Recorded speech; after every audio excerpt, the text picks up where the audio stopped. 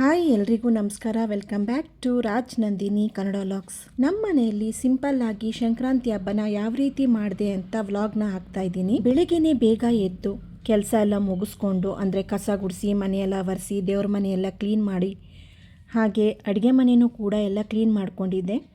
ಫಸ್ಲಿಗೆ ಅರಿಶಿನ ಕುಂಕುಮ ಎಲ್ಲ ಇಟ್ಟು ಹೂವೆಲ್ಲ ಇಟ್ಟು ರಂಗೋಲಿನ ಹಾಕೋತಾ ಇದ್ದೀನಿ. ಹಬ್ಬದ ಹಿಂದಿನ ದಿನವೇ ದೇವ್ರ ಪಾತ್ರೆ ಎಲ್ಲ ತೊಳೆದು ದೇವ್ರ ಮನೆಯೆಲ್ಲ ಕ್ಲೀನ್ ಮಾಡಿ ಇಟ್ಕೊಂಡಿದ್ದೆ. ಹಾಗಾಗಿ ಬೇಗ ಪೂಜೆ ಆಯಿತು. ಹಬ್ಬದ ವಿಡಿಯೋನ ಲೇಟಾಗಿ ಹಾಕ್ತಾಯಿದ್ದೀನಿ. ಯಾಕೆ ಅಂದರೆ ಸ್ವಲ್ಪ ಅಲ್ಲಿ ಇಲ್ಲಿ ಸಣ್ಣ ಪುಟ್ಟ ಫಂಕ್ಷನ್ ಇತ್ತು, ಓಡಾಡೋದೇ ಆಗಿತ್ತು, ಎಡಿಟ್ ಮಾಡೋದಕ್ಕೆ ಟೈಮೇ ಸಿಕ್ಕಿರಲಿಲ್ಲ.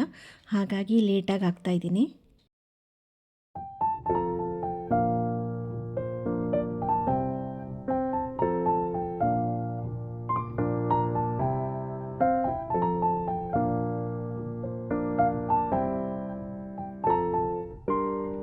ಈ ರೀತಿ ಸಿಂಪಲಾಗಿ ರಂಗೋಲಿನ ಹಾಕ್ಕೊಂಡೆ. ದೇವರ ಪಾತ್ರೆನೆಲ್ಲ ನೀಟಾಗಿ ಅರಿಶಿನ ಕುಂಕುಮ ಎಲ್ಲ ಇಟ್ಟು ಜೋಣಿಸ್ಕೊಂಡು ಪೂಜೆಗೆ ರೆಡಿ ಮಾಡ್ಕೋತಾ ಇದ್ದೀನಿ. ದೇವರ ಪಾತ್ರೆಗೆಲ್ಲ ಅರಿಶಿನ ಕುಂಕುಮ ಎಲ್ಲ ಇಟ್ಟು ನೀಟಾಗಿ ಜೋಣಿಸಿ ಹೂವೆಲ್ಲ ಮುಡಿಸೋಷ್ಟೊತ್ತಿಗೆ 1 ಅವರೇ ಆಯಿತು. ದೇವ್ರ ಮನೆ ಕೆಲಸ ಅಂದರೆ ಟೈಮ್ ಹಿಡಿಯುತ್ತೆ.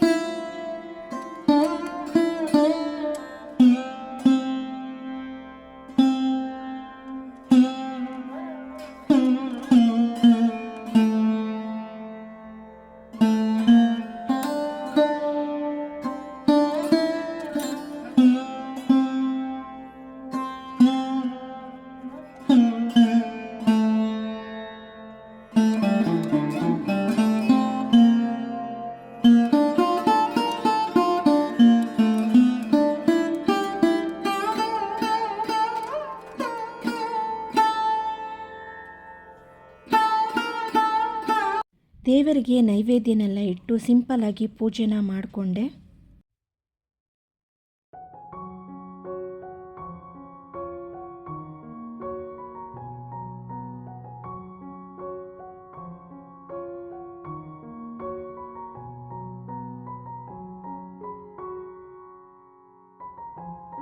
ಪೂಜೆ ಎಲ್ಲ ಮುಗಿಸಿ ಟಿಫನ್ ಮಾಡ್ತಾಯಿದ್ದೀನಿ. ಟಿಫನು ಖಾರ ಪೊಂಗಲ್ ಮತ್ತು ಸಿಹಿ ಪೊಂಗಲ್ ಮಾಡಿದೆ. ಟಿಫನೆಲ್ಲ ಮಾಡಿ ಸ್ವಲ್ಪ ಹೊತ್ತು ರೆಸ್ಟ್ ಮಾಡಿ ಹಾಗೆ ರೀಲ್ಸ್ ಕೂಡ ಮಾಡಿಕೊಂಡೆ.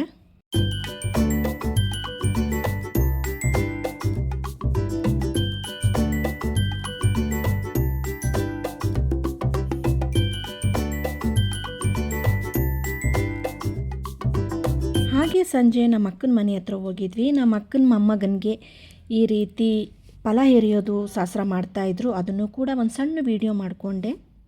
ಪುಟ್ಟ ಮಕ್ಕಳಿಗೆ ಈ ರೀತಿ ಸಂಕ್ರಾಂತಿ ಹಬ್ಬದಲ್ಲಿ ಫಲ ಎರಿಯೋ ಶಾಸ್ತ್ರ ಅಂತ ಮಾಡ್ತಾರೆ.